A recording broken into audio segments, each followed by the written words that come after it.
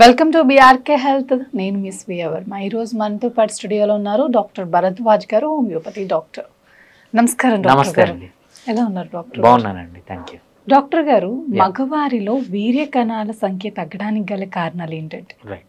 So మగవాళ్ళలో వీర్య కణాలు తగ్గడానికి చాలా కారణాలు ఉన్నాయండి. మనం మెయిన్ కారణము, ఇప్పుడు నేను చాలా కాన్ఫరెన్సెస్ అటెండ్ అవుతుంటాను, అదేవిధంగా ఆండ్రాలజిస్టులు వాళ్ళతో వీళ్ళతో కలుస్తూ ఉంటాను అనమాట. మోస్ట్ ఆఫ్ ది పీపుల్ చెప్పే ఏకైక అంటే చాలా రీజన్స్లో టాప్ రీజన్ వచ్చి మైక్రోప్లాస్టిక్స్ అంటామన్నమాట. ఓకే. మైక్రోప్లాస్టిక్స్ అంటే ఏం లేదు, మనము ఇప్పుడు అంతా ప్లాస్టిక్ ఎక్కువ యూజ్ చేస్తున్నాం. సో తాగే వాటర్ ప్లాస్టిక్ వాటర్ బాటిల్లో తాగుతున్నాము, తినే ఫుడ్ ప్లాస్టిక్లో. సో 24 అవర్స్ మనం ప్లాస్టిక్ పైనే బతుకుతున్నాం.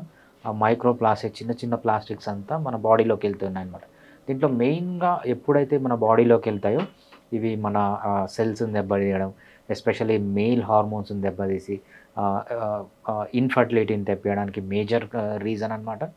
సో మైక్రోప్లాస్టిక్స్ అనేది దీంతోపాటు స్ట్రెస్ కానీ, లేకపోతే మనం తీసుకునే డైట్ కానీ, ల్యాక్ ఆఫ్ ఎక్సర్సైజ్ కానీ, నిద్ర సరిగా లేకపోవడము, లేకపోతే లైఫ్లో స్ట్రెస్ అనేది ఉండడము, దాంతోపాటు అడిక్షన్స్ ఉండడం, ఆల్కహాల్, స్మోకింగ్, ఇవన్నీతో పాటు మెయిన్గా మనము మైక్రోప్లాస్టిక్స్ గురించి ఎక్కువ ఇంపార్టెన్స్ ఇస్తామన్నమాట.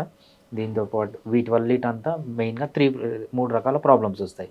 ఒకటి ఏంటంటే హార్మోనల్ ఇంబ్యాలెన్సెస్ వస్తాయి, లేకపోతే న్యూరాన్ ప్రాబ్లమ్స్ వస్తాయి, నరాలు దెబ్బతినడము, లేకపోతే మైక్రో యాంజియోపతి అంటామన్నమాట. ఏంటంటే మెయిన్గా మనకు బ్లడ్ వెజల్స్ ఉంటాయి కూడా, ఆ బ్లడ్ వెజల్స్ దెబ్బతినడం. So neuronal causes, hormonal causes, vascular causes అంటామంట. వీటన్నిటి వల్ల మనకు మెయిన్గా మేల్ ఫర్టిలిటీ అనేది తగ్గిపోతుంది. ఇంకేం కారణాలు ఉంటాయి డాక్టర్ గారు? ఫుడ్ వల్ల కూడా ఏమైనా అవ్వచ్చు అంటారా? డెఫినెట్గా అండి, ఫుడ్ అనేది మన లైఫ్లో మేజర్ పార్ట్ ప్లే చేస్తుంది.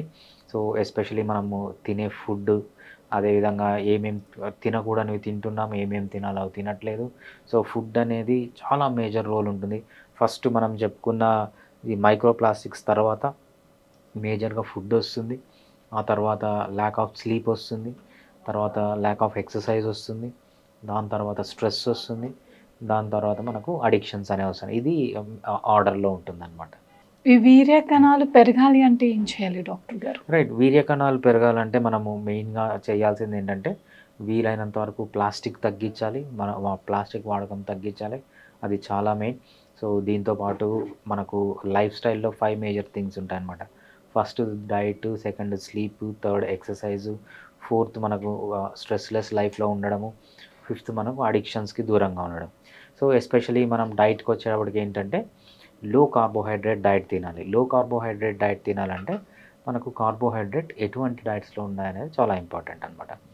మేజర్గా 3 ఫుడ్ గ్రూప్స్ మనకు. ఫస్ట్ ఫుడ్ గ్రూప్ వచ్చి మనము కార్బోహైడ్రేట్స్ ఎక్కువ ఉన్నది షుగర్స్, జాగరీ, హనీ. షుగర్స్ ఎక్కువ తీసుకోవడం, బెల్లం ఎక్కువ తీసుకోవడం, లేకపోతే హనీ ఎక్కువ తీసుకోవడం. సో దాంట్లో చాలామందికి అపోహ ఉంటుందన్నమాట, వైట్ షుగర్ మంచిది కాదు, బ్రౌన్ షుగర్ మంచిది. బట్ అది తప్పు అనమాట. బ్రౌన్ షుగర్లో ఉండేది సుక్రోజే, వైట్ షుగర్లో ఉండేది సుక్రోజే. సో ఏ టైప్ షుగర్ అన్నా ఒకటే అనమాట. మళ్ళీ బెల్లంకి వచ్చేప్పుడు చాలామంది అనుకుంటారు నల్ల బెల్లం మంచిది, తెల్ల బెల్లం మంచిది కాదు. మళ్ళీ నల్ల బెల్లంలో చెరుకుతో చేసిన బెల్లం కంటే ఖర్జూర బెల్లం మంచిది, ఈత బెల్లం మంచిది, తాటి బెల్లం మంచిది, టెంకాయ బెల్లం మంచిది. సో ఇవన్నీ అపోహలు. బెల్లం అంటే ఏదైనా సుక్రోజే ఉంటుంది. దాంతోపాటు హనీకి వచ్చేటప్పటికి ఏంటంటే కొంతమంది ఇది న్యాచురల్గా వచ్చిన హనీ, ఇది చాలా హెల్దీ అని తాగుతూ ఉంటారు, లేకపోతే ఇది ఆర్టిఫిషియల్ హనీ, హెల్దీ కాదంటారు. సో ఇవన్నీ ఒకటే అనమాట. దీంట్లో అంతా సుక్రోజే ఉంటుంది కాబట్టి ఏ హనీ అయినా ఒకటే, ఏ బెల్లం అయినా ఒకటే, ఏ చక్కెర అయినా ఒకటే. ఇవన్నీ బాగా తగ్గించాలి. ఇది first food group. Next food group వచ్చి మనం సీరియల్స్ అండ్ మిల్లెట్స్ అంటాం అనమాట. సీరియల్స్ అండ్ మిల్లెట్స్ అంటే ఏంటంటే పిండి పదార్థాలు. రైస్ కానీ, వీట్ కానీ, మెయిజ్ కానీ, జావర్ కానీ, బాజ్రా కానీ, రాగి కానీ, జొన్నలు, సద్దలు, అరికెలు, కొర్రలు, అండు కొర్రలు, ఊదలు అని ఏవైతే సీరియల్స్ అండ్ మిల్లెట్స్లోకి వస్తాయో అవి కూడా బాగా తగ్గించాలి. ఇది సెకండ్ ఫుడ్ గ్రూప్.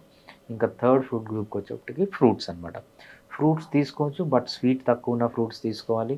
మనకు నేచర్లో దొరికే ఫ్రూట్స్ తీసుకోవాలి, అంతే తప్పితే సో ఆర్టిఫిషియల్గా ఫ్రూట్స్ని ప్రొడ్యూస్ చేసి దాంట్లో ఫైబర్ తీసేసి సెలెక్టివ్ బ్రీడింగ్ ద్వారా కార్బోహైడ్రేట్ పెంచిన ఫ్రూట్స్ అనేవి మంచిది కాదనమాట. సో ఇది డైట్కి రావడానికి. నెక్స్ట్ ఇంపార్టెంట్ థింగ్ ఏంటంటే స్లీప్.